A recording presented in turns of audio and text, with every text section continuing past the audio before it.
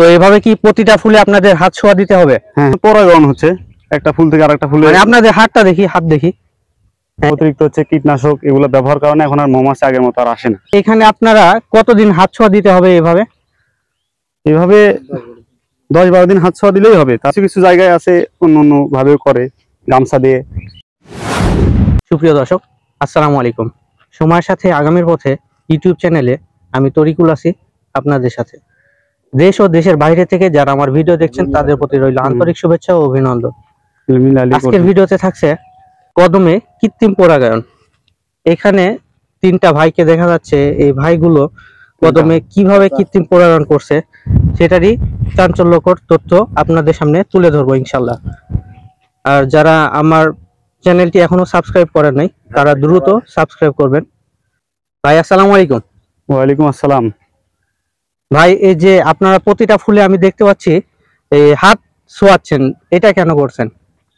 এটা আসলে হচ্ছে যে আমাদের এদিকে তো আর আগেকার মতো এরকম মৌমাছি নাই। আগে তো হচ্ছে যে ফুলের উপরে মৌমাছি বসেই পরাগায়ন হইতো।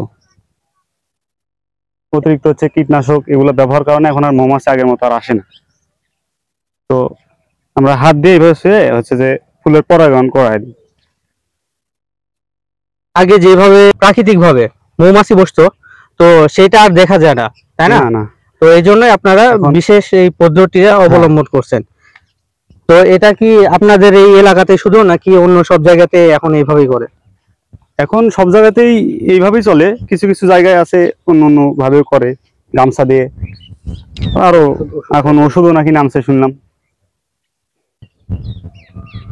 গামছা দিয়ে কিভাবে করে ওটা কি আপনাদের জানা আছে? ওই তো জানা নাই, তবে আমরা আমি শুনছি যে গামছা দিয়েও নাকি করে। তো এভাবে কি প্রতিটা ফুলে আপনাদের হাত ছোঁয়া দিতে হবে? হ্যাঁ হ্যাঁ, যেগুলো তাহলে এটার মাধ্যমে কি হচ্ছে সেটা একটু আমার দর্শকদের বলেন তো। এটার মাধ্যমে পরাগায়ন হচ্ছে একটা ফুল থেকে আরেকটা ফুলে। মানে আপনাদের হাতটা দেখি, হাত দেখি। হ্যাঁ, এই যে হাতে দেখা যাচ্ছে রেণু, এগুলো ফুলের রেণু, তাই না? তো এটা কি প্রতিটার সাথে ঠেকছে আর হচ্ছে যে এটা পরাগায়ন হয়ে যাচ্ছে? হ্যাঁ। তো এইভাবে আপনারা এটা কি এই বছরই কি প্রথম করছেন নাকি এর আগেও আপনারা এইভাবেই করছেন? না, এর আগেও আমরা এইভাবেই করছি। তো এটাতে আপনাদের এই কদমের বীজের রেজাল্ট আসে কেমন? আসে, ভালোই আসে। এখন তো সব মানুষ তো এইভাবেই করে, ভালো আসে দেখেই তো মানুষ এইভাবে করে। মানে প্রতিটা ফুলে কি তখন এই হচ্ছে বিচি কি দেখা যায়? হ্যাঁ, এইভাবে করলে। আর এইখানে আপনারা এই জমিটা কতখানি? আমাদের এটা 3.5 কাঠার মতো। মাশাআল্লাহ, অনেক সুন্দর ফুল হয়েছে। একবারে সব ফুল বড় বড়, একবারে অনেক ভালো বড়। এটা কি জাতের পেঁয়াজের কদম? সুপার কিং মনে হয়। সুপার কিং মানে ওই যে অফিস হাইব্রিড না কি বলে ওইটা? ওইটাই, ওই যে সুপার কিং আছে না, যেটা লাল লাল পেঁয়াজ বড় বড়, ওইটা। ওই যে তাহেরপুরিও একটা আছে। হ্যাঁ, এটা তো এই বিলে অনেক বেশি লক্ষ্য করা যায়। ওইটাই। তো আপনারা কেমন দামে এই হচ্ছে বীজ বিক্রি করেন? করি ভালোই। এবার গত বছর তো দাম নাই, তারপরেও দাম ছিল, ভালোই দাম ছিল। কারণ এই বছর কি হবে। কত 3-4-5 হাজার টাকা এরকম বিক্রি হয় নাকি আরো বেশি?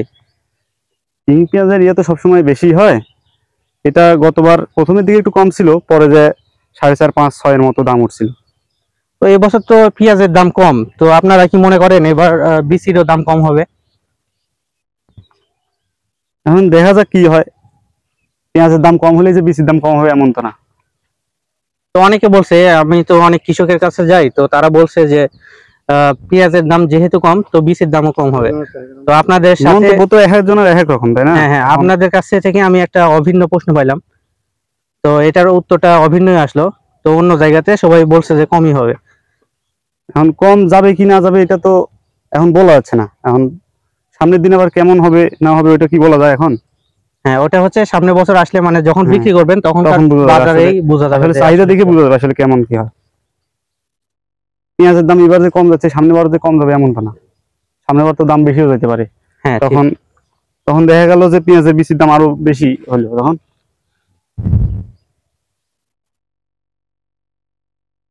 তো এই জমিটা কতখানি বললেন? 18 কাঠা না 8 কাঠা? 8 কাঠা মোট। 8 কাঠা। তো এটা তো আপনাদের যে হাত ছোঁয়া দিতে তো খুব একটা বেশি টাইম লাগবে না? না, খুব একটা বেশি সময় লাগে না আমাদের। কিন্তু রেজাল্ট আসতেছে ওই অল্প সময়ের মধ্যে খুব ভালো হ্যাঁ, রেজাল্ট অল্প সময়ের আসতেছে, তাই মধ্যেই না? ভালো রেজাল্ট আসতেছে। আর এখানে কি অন্য কোনো ওষুধ দিছেন? এর মধ্যে ওষুধ বলতে এখন হচ্ছে যে গাছ টিকা রাখার জন্য ওষুধ টষুধ দিতে হয়, বীজ দিতে হয়। এখানে আপনারা কতদিন হাত ছোঁয়া দিতে হবে এভাবে?